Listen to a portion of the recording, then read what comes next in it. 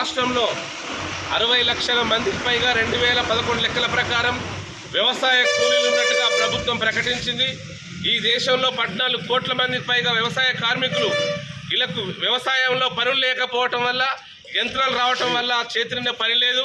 వీళ్ళని ఆదుకోవాల్సినటువంటి బాధ్యత ప్రభుత్వాలపై ఉందని చెప్పి పెద్ద ఎత్తున దేశవ్యాప్తంగా ఆందోళన చేస్తున్నటువంటి క్రమంలో మొన్న ఎన్నికల్లో గెలిచినటువంటి రేవంత్ రెడ్డి ప్రభుత్వం అధికారంలోకి రాగానే 100 రోజులలో వీళ్ళందరికీ జీవన భృతి ఇస్తారని అధికారంలోకి వచ్చి 300 రోజులు గడుస్తున్నా కూడా వీళ్ళందరినీ ఐడి కార్డులు ఇచ్చి వీళ్ళందరికీ జీవన భృతి ఇవ్వటం లేదు.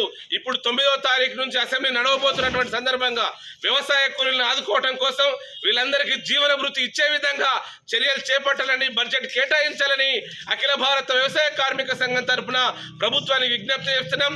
ఈ నెల 27వ తారీఖు నాడు తహసీల్దార్ కార్యాలయంలో మేము ఎంతమంది కూలీలు ఉన్న వాళ్ళందరికీ కూడా లిస్టు కూడా తయారు చేసి జిల్లా కలెక్టర్ గారికి పంపుతాం.